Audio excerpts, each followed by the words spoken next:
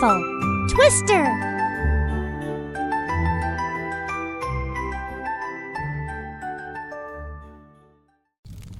Tonight's tale sparkles with laughter and kindness. It's about a humble shoemaker, two merry little elves, and the Christmas magic that appears when you give from the heart. Intro. In a quiet town where the roofs were white with snow, an old shoemaker worked late in his tiny shop. The shelves were nearly empty, the fire was low, and his hands trembled with tiredness. He had just enough leather to make one last pair of shoes. "If these don't sell," he sighed, "we may not have bread for Christmas." His wife, a gentlewoman with silver hair, smiled softly. "Then we'll believe in miracles," she said. "After all, Christmas is coming."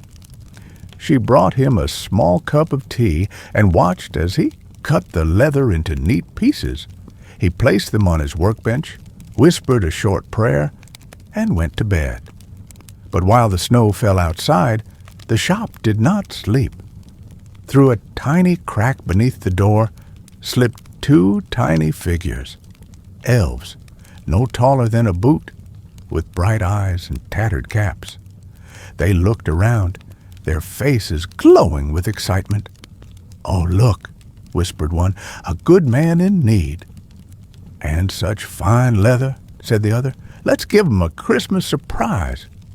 They set to work, humming softly. Their little hands moved faster than candlelight. Snip, stitch, tap, polish. They worked till dawn, singing as they sewed. "Thread of joy and stitch of cheer, make good shoes for Christmas here." When the shoemaker awoke the next morning, he gasped, "By heaven's light, they're finished!" On the bench stood the most perfect pair of shoes he had ever seen. The leather shone, the stitching was flawless.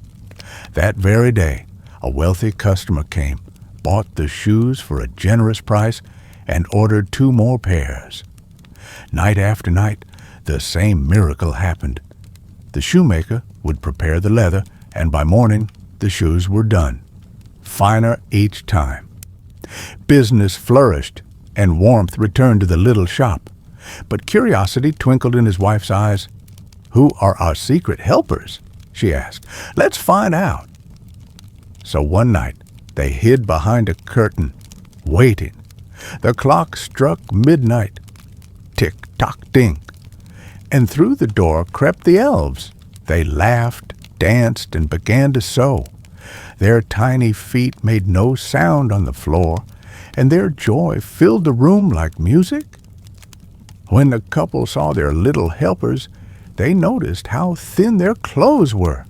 Torn caps, bare feet, worn trousers. "Poor things," whispered the wife. "They've given so much. We must give something back." The next day, she worked at her sewing machine, making 2 little coats, red hats with gold buttons, and tiny boots lined with wool. On Christmas Eve, they placed the gifts on the table instead of leather, then hid again. At midnight, the elves arrived. They saw the gifts and froze. "Are these for us?" asked one. They tried on the coats, hats, and boots, a perfect fit. They twirled and laughed, singing, "Warm and bright, we're dressed just right for Christmas cheer and snowy night." They danced on the bench, waved goodbye, and slipped out into the moonlight. From that night on, they never returned. But the shoemaker's shop was never empty again.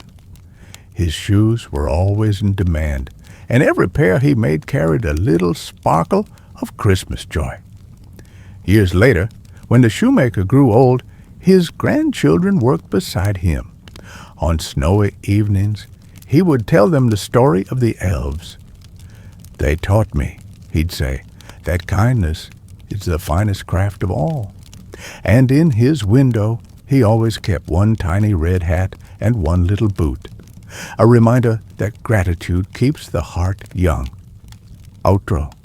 And so, dear dreamer, remember, Even the smallest hands can bring great magic. When you give with love, the world shines a little brighter. Sleep well, and may tiny elves of kindness visit your dreams tonight.